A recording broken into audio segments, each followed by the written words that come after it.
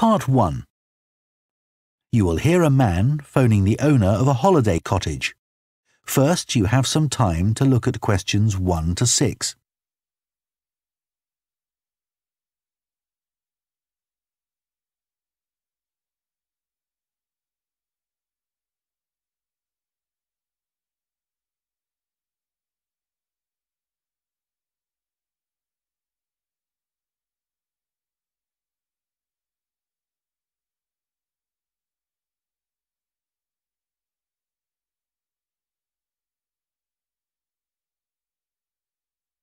Now listen carefully and answer questions 1 to 6. Hello? Oh, hello. I was hoping to speak to Jack Fitzgerald about renting a cottage. I'm his wife Shirley and we own the cottages together, so I'm sure I can help you. Great. My name's Tom. Some friends of ours rented Granary Cottage from you last year and they thought it was great. So my wife and I are hoping to come in May for a week. What date did you have in mind? The week beginning the 14th, if possible. I'll just check. I'm sorry, Tom, it's already booked that week. It's free the week beginning the 28th, though, for 7 nights. In fact, that's the only time you could have it in May. Oh, well, we could manage that, I think. We'd just need to change a couple of things. How much would it cost? That's the beginning of high season, so it'd be £550 for the week. Ah, that's a bit more than we wanted to pay, I'm afraid. We've budgeted up to £500 for accommodation. Well, we've just finished converting another building into a cottage, which we're calling Cherville Cottage. Sorry, what was that again? Cherville. C-H-E-R-V for Victor, I-L. Oh, that's a herb, isn't it? That's right. It grows fairly wild around here.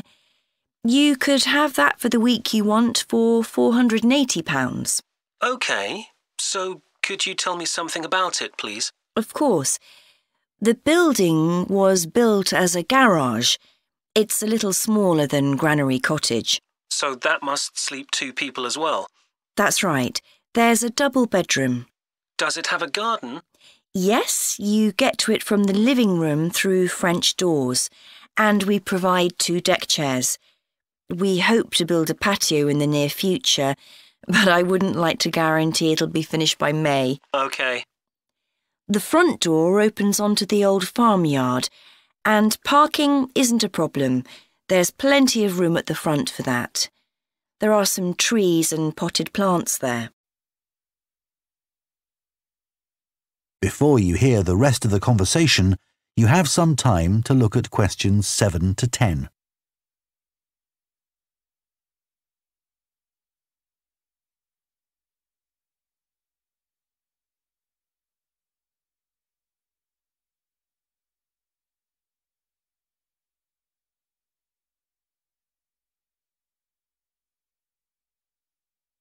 Now listen and answer questions 7 to 10. What about facilities in the cottage? It has standard things like a cooker and fridge, I presume. In the kitchen area, there's a fridge freezer, and we've just put in an electric cooker. Is there a washing machine? Yes. There's also a TV in the living room, which plays DVDs too. The bathroom is too small for a bath, so there's a shower instead. I think a lot of people prefer that nowadays anyway. It's more environmentally friendly, isn't it? Unless you spend half the day in it. Exactly. What about heating? It sometimes gets quite cool at that time of year. There's central heating, and if you want to light a fire, there's a stove. We can provide all the wood you need for it. It smells so much nicer than coal, and it makes the room very cosy.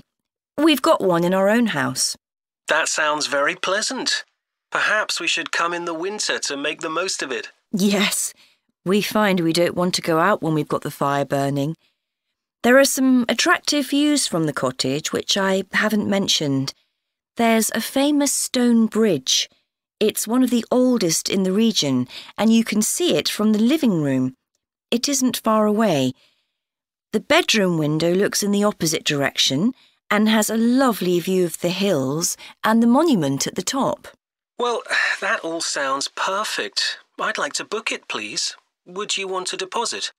Yes, we ask for 30% to secure your booking, so that'll be £144.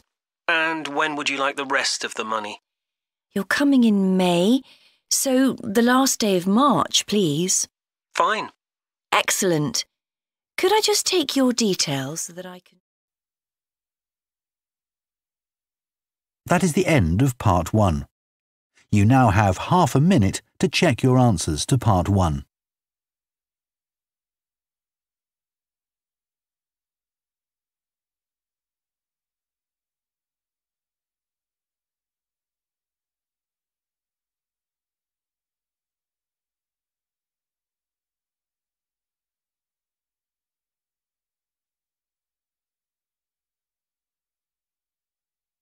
Part 2. You will hear a town councillor reporting on the local transport network and a recreation facility. First, you have some time to look at questions 11 to 14.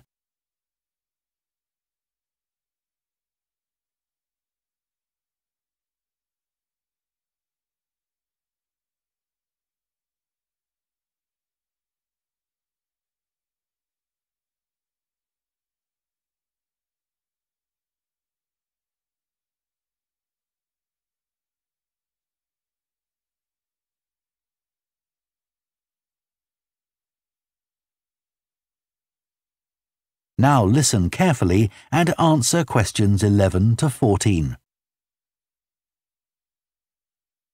Right, next on the agenda we have traffic and highways. Councillor Thornton. Thank you. Well, we now have the results of the survey carried out last month about traffic and road transport in the town. People were generally satisfied with the state of the roads. There were 1 or 2 complaints about potholes, which will be addressed, but a significant number of people complained about the increasing number of heavy vehicles using our local roads to avoid traffic elsewhere. We'd expected more complaints by commuters about the reduction in the train service, but it doesn't seem to have affected people too much. The cycle path that runs alongside the river is very well used by both cyclists and pedestrians since the surface was improved last year, but overtaking can be a problem, so we're going to add a bit on the side to make it wider. At some stage, we'd like to extend the path so that it goes all the way through the town, but that won't be happening in the immediate future. The plans to have a pedestrian crossing next to the post office have unfortunately had to be put on hold for the time being. We'd budgeted for this to be done this financial year, but then there were rumours that the post office was going to move, which would have meant there wasn't really a need for a crossing. Now they've confirmed that they're staying where they are, but the Highways Department have told us that it would be dangerous to have a pedestrian crossing where we'd originally planned it, as there's a bend in the road there, so that'll need some more thought. On Station Road, near the station and level crossing, drivers can face quite long waits if the level crossing's closed, and we've now got signs up requesting them not to leave their engines running at that time. This means pedestrians waiting on the pavement to cross the railway line don't have to breathe in car fumes. We've had some problems with cyclists leaving their bikes chained to the railings outside the ticket office, but the station has agreed to provide bike racks there. Before you hear the rest of the talk, you have some time to look at questions 15 to 20.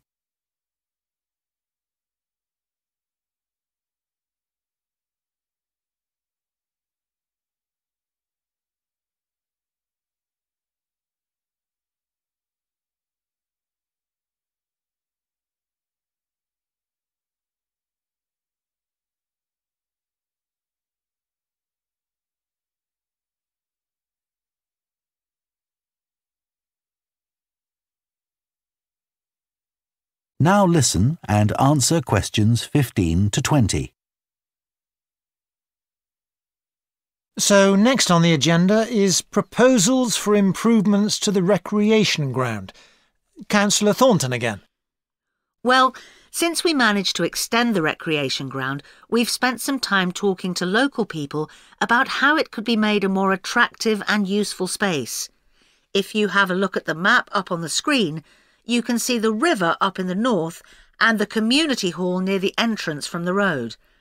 At present, cars can park between the community hall and that line of trees to the east, but this is quite dangerous for pedestrians, so we're suggesting a new car park on the opposite side of the community hall, right next to it. We also have a new location for the cricket pitch. As we've now purchased additional space to the east of the recreation ground, beyond the trees, we plan to move it away from its current location, which is rather near the road, into this new area beyond the line of trees. This means there's less danger of stray balls hitting cars or pedestrians. We've got plans for a children's playground, which will be accessible by a footpath from the community hall and will be alongside the river.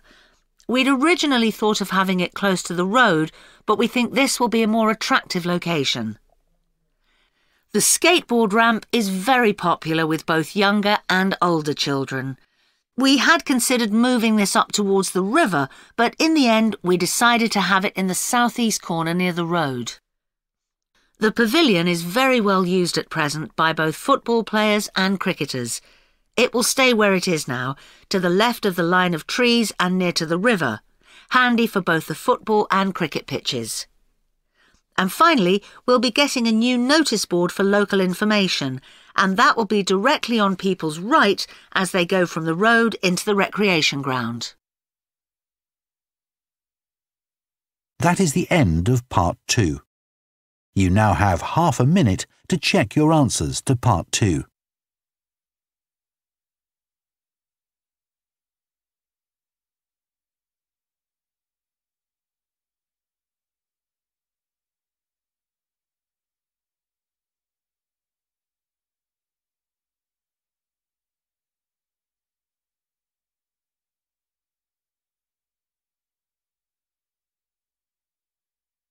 Part 3. You will hear two urban planning students discussing bike-sharing schemes in different cities. First, you have some time to look at questions 21 to 24.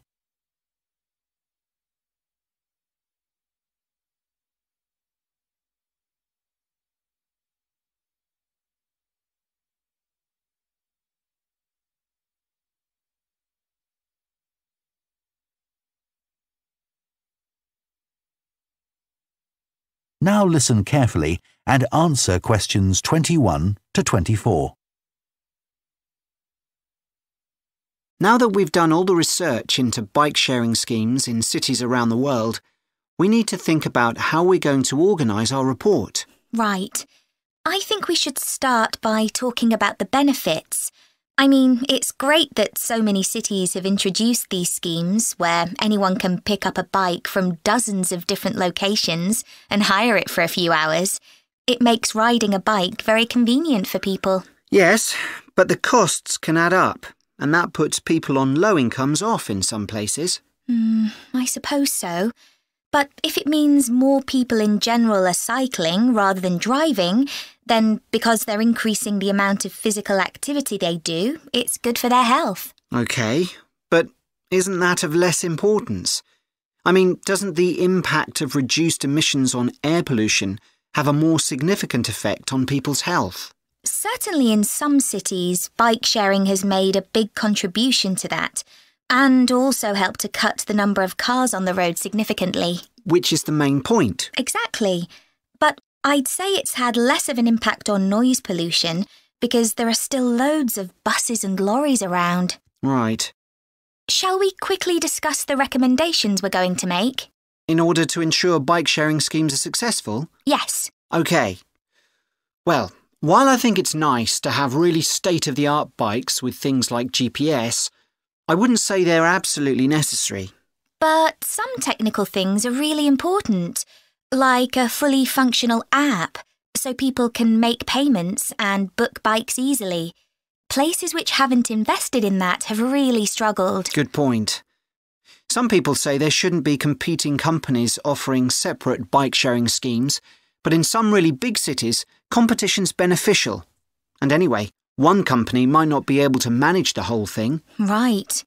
Deciding how much to invest is a big question. Cities which have opened loads of new bike lanes at the same time as introducing bike-sharing schemes have generally been more successful. But there are examples of successful schemes where this hasn't happened. What does matter, though, is having a big publicity campaign. Definitely. If people don't know how to use the scheme or don't understand its benefits, they won't use it. People need a lot of persuasion to stop using their cars.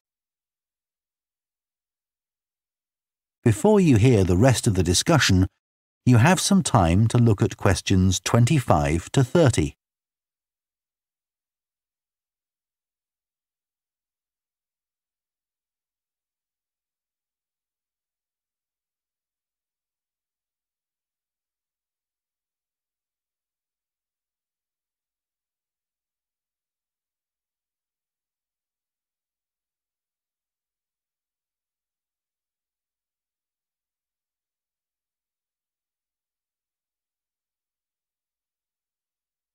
Now listen and answer questions 25 to 30. Shall we look at some examples now and say what we think is good or bad about them? I suppose we should start with Amsterdam, as this was one of the first cities to have a bike-sharing scheme. Yes, there was already a strong culture of cycling here. In a way, it's strange that there was such a demand for bike sharing, because you'd have thought most people would have used their own bikes. And yet it's one of the best used schemes. Dublin's an interesting example of a success story. It must be because the public transport system's quite limited. Not really. There's no underground, but there are trams and a good bus network. I'd say price has a lot to do with it. It's one of the cheapest schemes in Europe to join. But the buses are really slow. Anyway, the weather certainly can't be a factor. No, definitely not. The London scheme's been quite successful. Yes, it's been a really good thing for the city. The bikes are popular and the whole system is well maintained, but it isn't expanding quickly enough. Basically, not enough's been spent on increasing the number of cycle lanes. Hopefully that'll change. Yes. Now, what about outside Europe? Well, bike-sharing schemes have taken off in places like Buenos Aires. They built a huge network of cycle lanes to support the introduction of the scheme there, didn't they? It attracted huge numbers of cyclists where previously there were hardly any. An example of good planning. Absolutely. New York is a good example of how not to introduce a scheme. When they launched it, it was more than 10 times the price of most other schemes. More than it costs to take a taxi. Crazy. I think the organisers lacked vision and ambition there. I think so too. Sydney would be a good example to use. I would have expected it to have grown pretty quickly here. Yes. I can't quite work out why it hasn't been an instant success like some of the others. It's a shame, really. I know. OK, so now we've thought about all those...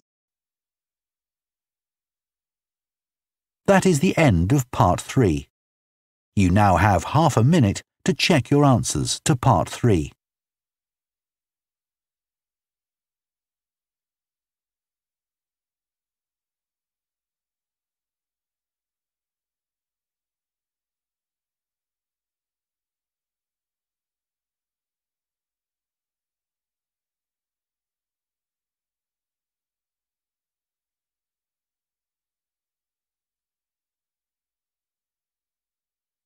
Part 4. You will hear part of an environmental science lecture about a large bird called the dodo, which is now extinct. First, you have some time to look at questions 31 to 40.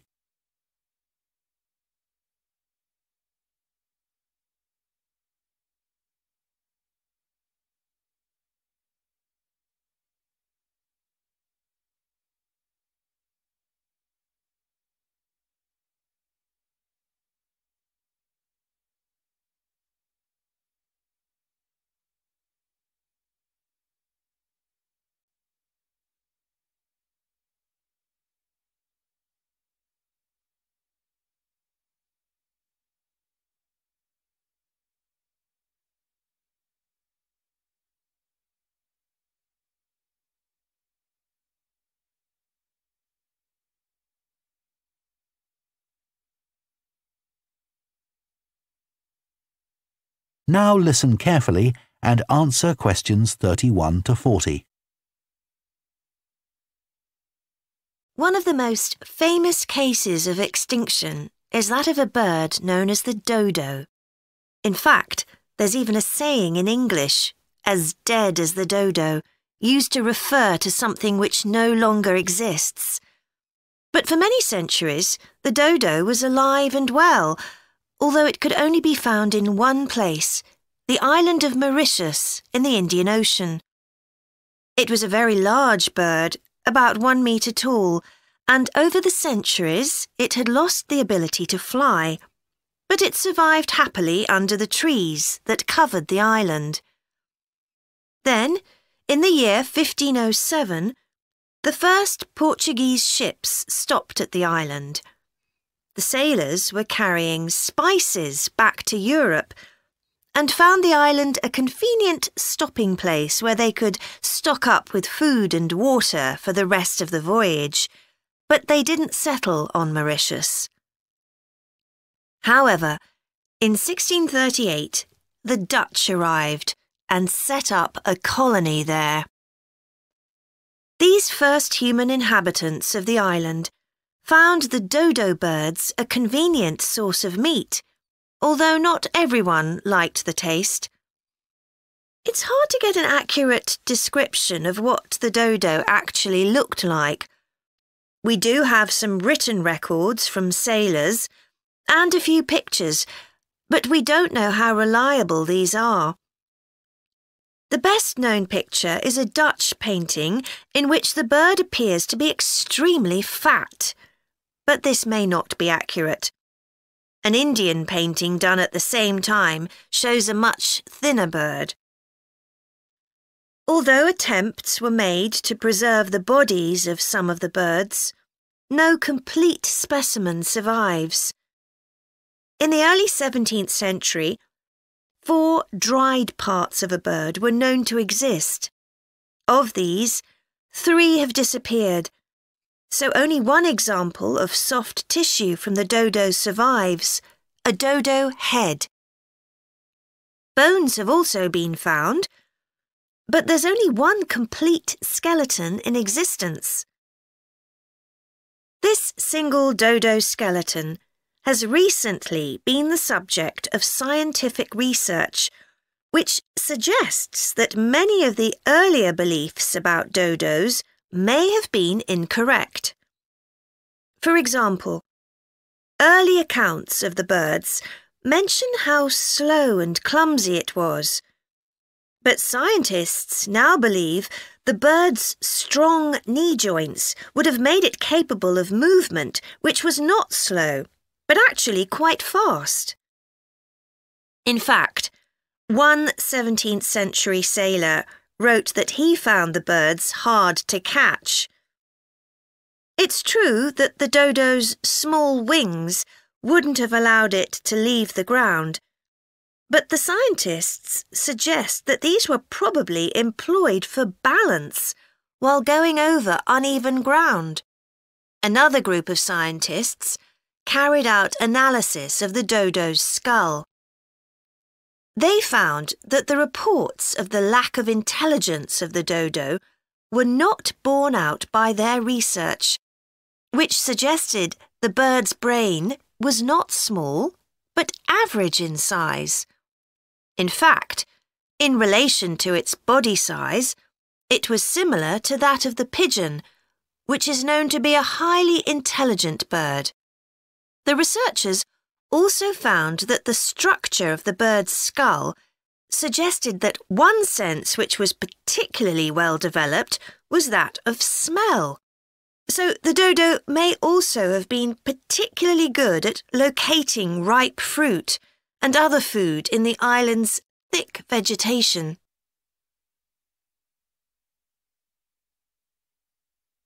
So it looks as if the dodo was better able to survive and defend itself than was originally believed. Yet, less than 200 years after Europeans first arrived on the island, they had become extinct. So what was the reason for this? For a long time it was believed that the dodos were hunted to extinction.